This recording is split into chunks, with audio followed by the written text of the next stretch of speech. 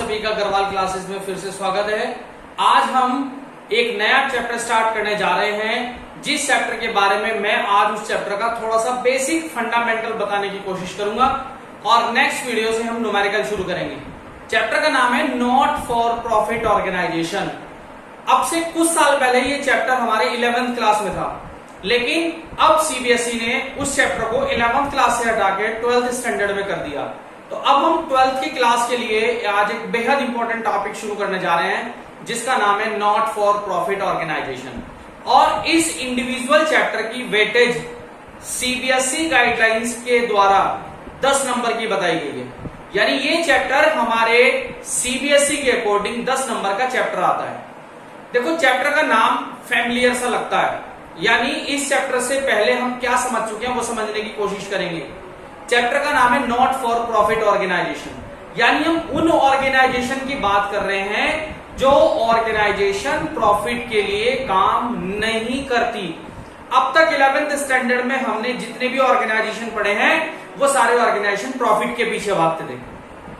हमने उन ऑर्गेनाइजेशन के अकाउंट्स बनाए हैं जो प्रॉफिट के लिए काम करती हैं। लेकिन आज हम किस ऑर्गेनाइजेशन की बात करेंगे? उस ऑर्गेनाइजेशन की, उस संस्था की जो प्रॉफिट के लिए काम नहीं करती। आज हम उस ऑर्गेनाइजेशन के फाइनेंशियल स्टेटमेंट की बात करेंगे।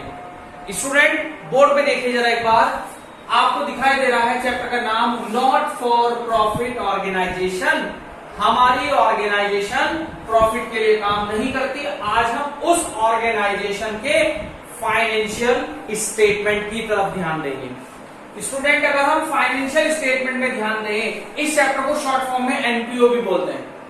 स्टूडेंट को जो नॉर्मल हैबिचुअल आदत पड़ जाती है वो एनपीओ कहते हैं। सर आज क्या स्टार्ट करेंगे? एनपीओ, जबकि पूरा नाम क्या है? Non profit organisation. इस फाइनेंशियल स्टेटमेंट में, यानी इस एनपीओ में, इस एनपीओ के फाइनेंशियल स्टेटमेंट में 3 चीजें इन्वॉल्व है। कितनी चीजें? 3। Number first, receipts and payment account, and number second, income and expenditure account, at the last balance sheet. आज मैं पहले इन तीनों के बारे में बताऊंगा और इन तीनों के फीचर्स भी बता के चलूंगा कि रिसिप्ट्स एंड पेमेंट अकाउंट के क्या फीचर्स है, इनकम एंड एक्सपेंडिचर का क्या फीचर है और साथ में बैलेंस शीट का क्या फीचर है। तो स्टूडेंट, अगर आप ध्यान से देखें, सबसे पहले नंबर पे नाम दिया रिसिप्ट्स एंड पेमेंट।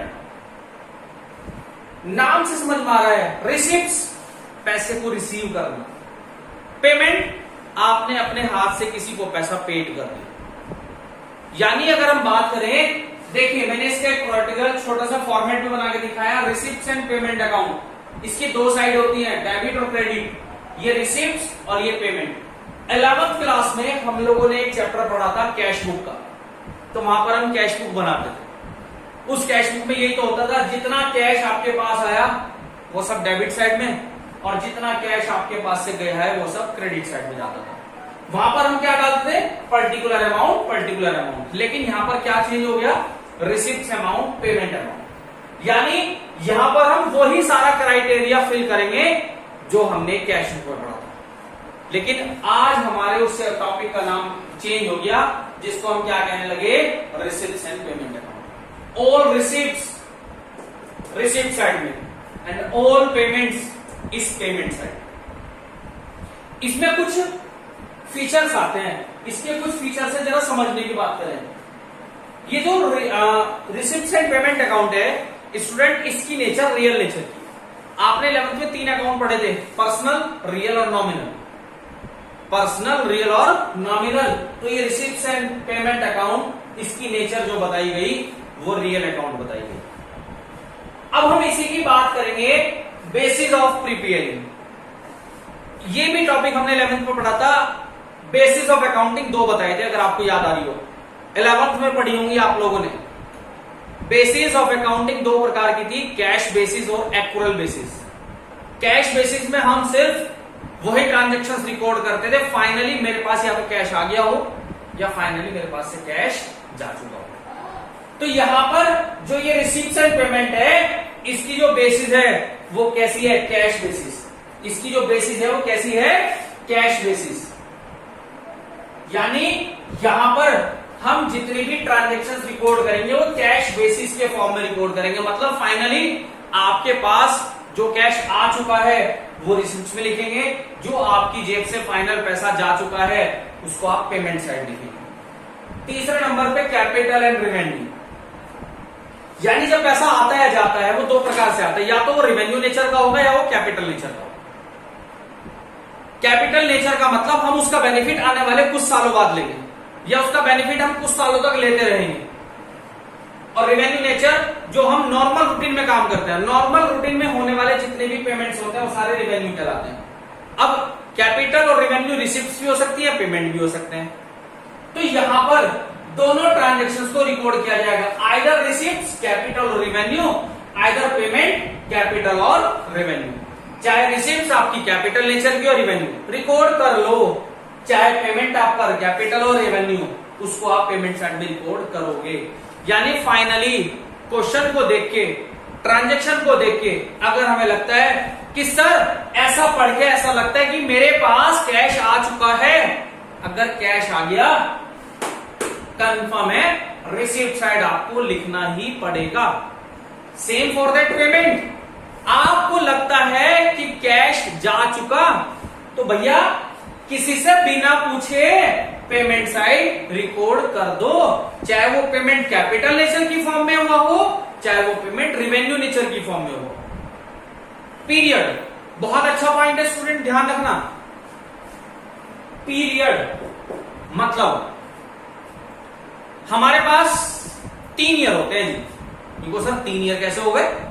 सपोज हम 2020 में अकाउंट बना रहे हैं, that is the current year. 2019 इससे पिछले वाला साल, previous year, and 2020 that means इससे अगला साल, नेक्स्ट ईयर। 3 साल हुए, करंट ईयर, प्रीवियस ईयर और नेक्स्ट ईयर। अगर इस रिसिप्ट एंड पेमेंट अकाउंट में चाहे पैसा आपको करंट ईयर का मिला हो, चाहे प्रीवियस ईयर का मिला हो, चाहे कमिंग ईयर से मिले हो, फाइनली कैश आया है ना, रिकॉर्ड किया जाएगा। दैट मीन्स यहां पर हमारे पास इसमें करंट ईयर का डाटा भी रिकॉर्ड होगा, प्रीवियस ईयर का डाटा भी रिकॉर्ड होगा, और नेक्स्ट ईयर का डाटा भी हम इसमें रिकॉर्ड करके चलेंगे। Opening and closing balance, her receipt and payment की शुरुआत ओपनिंग बैलेंस से होती है और क्लोजिंग बैलेंस से होती है। इसको हम कैसे लिखेंगे? जो भी हमारे रिसिप्ट एंड पेमेंट अकाउंट के ओपनिंग और क्लोजिंग बैलेंस होंगे, ओपनिंग बैलेंस कैसे लिखेंगे? बैलेंस बीडी, चाहे वो कैश इन हैंड हो, चाहे वो कैश एट बैंक हो। ऐसे ही क्लोजिंग इधर आएंगे, by balance credit down, CD, चाहे वही फाइनली कैश इन हैंड हो हमारे पास, चाहे वो कैश एट बैंक हो। यानी कंफर्म हो गया कि ओपनिंग और closing balance receipt and payment में रिकॉर्ड किए जाते हैं। कुल मिलाकर रिसिप्ट एंड पेमेंट का ओपनिंग और क्लोजिंग बैलेंस भी होता है। ओपनिंग रिसिप्ट में होता है और क्लोजिंग पेमेंट में होता है। यानी रिसिप्ट एंड पेमेंट की शुरुआत ओपनिंग बैलेंस से होती है और एंड क्लोजिंग बैलेंस से होता है। एडजस्टमेंट, लास्ट पॉइंट में कहा उन्होंने एडजस्टमेंट। एडजस्टमेंट क्या होती है?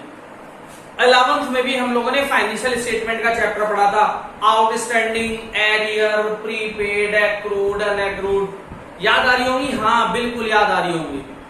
वो एडजस्टमेंट इस रिसिप्ट एंड पेमेंट अकाउंट में कोई भी मेड नहीं की जाती। क्वेश्चन में आपको किसी चीज की आउटस्टैंडिंग बता रखी है, आप उसको रिसिप्ट एंड पेमेंट अकाउंट में रिकॉर्ड नहीं करेंगे।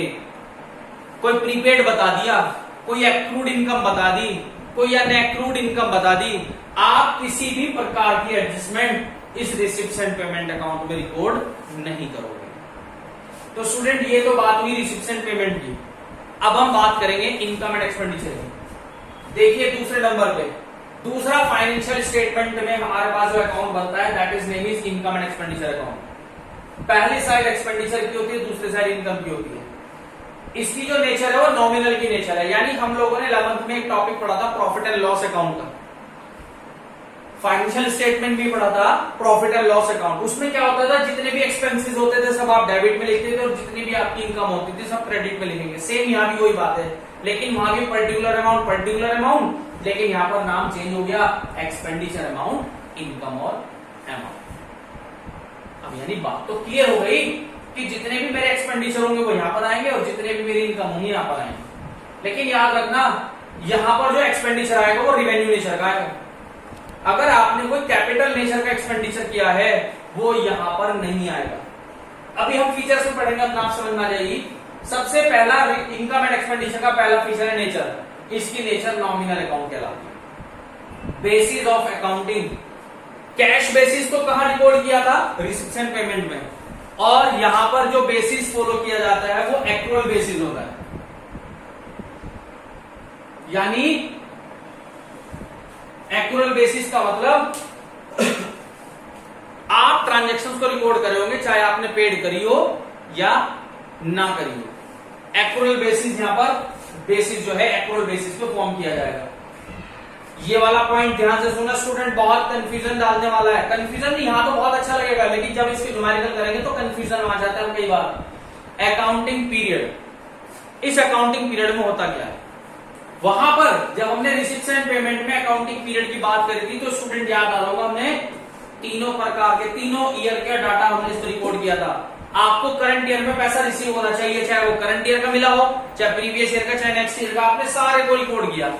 लेकिन यहां पर जो भी इनकम या एक्सपेंडिचर होगा वो सिर्फ एंड सिर्फ करंट ईयर का होगा। हम इसमें कोई भी डाटा प्रीवियस ईयर और नेक्स्ट ईयर का रिकॉर्ड नहीं करेंगे। चौथे नंबर पर आती है opening and closing balances. Opening and closing balances, याद रखना, इनकम एंड एक्सपेंडिचर का ना तो कोई ओपनिंग बैलेंस होता ना ही कोई क्लोजिंग बैलेंस होता। अब आपके माइंड में एक सवाल उठा होगा, सर जब ओपनिंग और क्लोजिंग होता ही नहीं तो होता क्या होगा?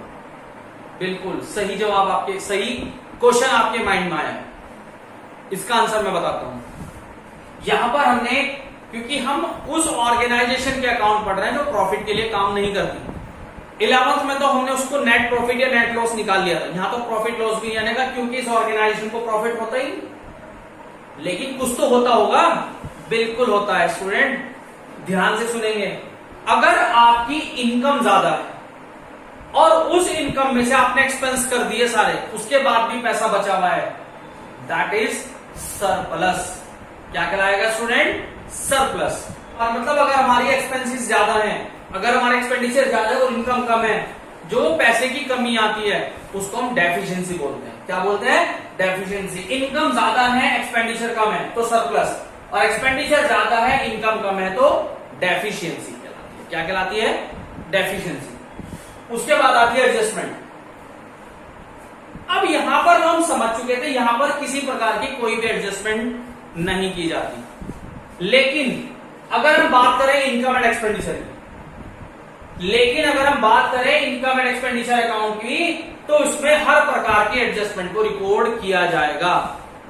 आउटस्टैंडिंग हो बिल्कुल लिखेंगे, एक्रूड हो, अनएक्रूड हो, प्रीपेड हो, डेप्रिसिएशन हो, कुछ भी अगर एडजस्टमेंट है तो वो एडजस्टमेंट सारी इनकम एंड एक्सपेंडिचर में डाली जाती है। सारी एडजस्टमेंट कहां जाती है? इनकम एंड एक्सपेंडिचर अकाउंट में। तो यानी ये हो गए फीचर। नेचर पता लग गया, बेसिस एक्रुअल बेसिस पे है, यहां पर सारा डाटा करंट ईयर का जाता है। ओपनिंग और क्लोजिंग बैलेंसेस इसके नहीं होते, इनकम एंड एक्सपेंडिचर का कोई भी ओपनिंग क्लोजिंग नहीं होता। इनके दो चीज निकलते हैं, तो सरप्लस होगी या हमारी डेफिशिएंसी होगी, और एडजस्टमेंट हमारी बता चुका हूं ना, सारी एडजस्टमेंट मेड की जाती है। तीसरे नंबर पर आती है स्टूडेंट हमारी बैलेंस शीट। अब डाटा पता लग गया, रिसिप्ट्स एंड पेमेंट से क्या चीज होती है, उसके फीचर्स क्या है, इनकम एंड एक्सपेंडिचर के क्या फीचर्स हैं, बैलेंस शीट। आपको याद होगा बैलेंस शीट दो चीज होती है, मतलब अगर आपको बैलेंस शीट का फंडा याद आ रहा हो तो स्टूडेंट क्या होता है, मैं यहां को लिख के दिखाता हूं, याद आ रहा होगा, assets is equal to capital plus liability होती है। Assets is equal to capital plus liability, यानी लायबिलिटी की शुरुआत सबसे पहले कैपिटल फंड से होती है। कहां से होती है? कैपिटल फंड से। स्टूडेंट आप ध्यान से सुनना, जब भी हम इस नॉट फॉर प्रॉफिट ऑर्गेनाइजेशन की बैलेंस शीट बनाते हैं तो हमें सबसे पहले जरूरत होती है कैपिटल फंड की। कैपिटल फंड हमेशा प्रीवियस ईयर से कैलकुलेट होता है, यानी अगर आपको प्रीवियस ईयर का क्लोजिंग बैलेंस दे रखा है कि कैपिटल कितनी थी, कैपिटल फंड अगर आपको दे रखी है तो आपको डायरेक्ट क्वेश्चन बनाना होगा करंट ईयर की बैलेंस शीट के थ्रू। लेकिन फर्स्ट ऑफ ऑल आप एक चीज ध्यान रखना मेरी इस बात को, अगर हम बैलेंस शीट बनाने चले तो सबसे पहले हमें यह देख लेना चाहिए कि कैपिटल फंड है या नहीं। अगर सपोज मैं 31 मार्च 19 की बैलेंस शीट बनाने जा रहा हूं तो 1 अप्रैल 18 का मेरे पास क्या कैपिटल फंड है। अगर कैपिटल फंड नहीं है तो मुझे पहले एक बैलेंस शीट बनानी पड़ेगी प्रीवियस ईयर की, जिसकी हेल्प से मैं क्या निकालूंगा, कैपिटल फंड। वो कैपिटल फंड यहां पर आएगी और इस कैपिटल फंड में अगर हमें सरप्लस हुआ होगा तो वो प्लस होगा और अगर डेफिसिट होगी तो वो क्या होगी, माइनस होगी। बाकी स्टूडेंट आप लायबिलिटी और एसेट से हैबिचुअल हो चुके हैं, उस पर हमें डिस्कशन की कोई रिक्वायरमेंट नहीं है। क्या हमारी एसेट्स होती है, क्या हमारी लायबिलिटी होती है। अगर हम बैलेंस शीट 2 ईयर की बनाएंगे, प्रीवियस ईयर की भी और करंट ईयर की भी, तो वो क्वेश्चन स्पेसिफाई करेगा कि वो एसेट्स हमारे पास पिछले साल की है, इस साल की है। इस साल में है तो इस साल में भी रिकॉर्ड करेंगे, पिछले साल भी थी तो पिछले साल भी रिकॉर्ड करेंगे। कुछ चीज होती है पिछले साल थी लेकिन इस बार हमने बेच दी, अब तो नहीं बची हमारे पास, तो अब हम रिकॉर्ड नहीं करेंगे। मतलब मीन्स वो डिपेंड होगा क्वेश्चन पे कि हमारी क्या असेट्स है और क्या हमारी लायबिलिटी होती है। स्टूडेंट उम्मीद करता हूं आज हमारी इस वीडियो से छोटा सा मैंने आपको फाइनेंशियल स्टेटमेंट के बारे में थोड़ा सा फंडामेंटल बताया। नेक्स्ट वीडियो में मैं आपको कुछ बेसिक टर्म्स बताने जा रहा हूं। स्टूडेंट मेरे इस चैप्टर को कंटिन्यू करना, ध्यान रखना। मैं आपको अगले टॉपिक में, अगली वीडियो में कुछ बेसिक टर्म्स बताने जा रहा हूं, कुछ बेसिक आइटम्स जो इस चैप्टर से रिलेटेड होती है और वो आपको आइटम समझने में बहुत अच्छा लगेगा। बहुत नए रूप में, नए तरीके से मैं आपको एडजस्टमेंट समझाने वाला हूं। उम्मीद करता हूं आपको ये वीडियो समझ में आई होगी। अगर आप मेरे इस चैनल को पहली बार देख रहे हैं तो स्टूडेंट आप इसको सब्सक्राइब करें और बेल आइकन का साइन भी आपको दबा कर जरूर रखना होगा, जिससे आपको मेरी नोटिफिकेशन, मेरी वीडियो की नोटिफिकेशन आपको सारी मिलती रहे। Okay student, thank you and have a nice day.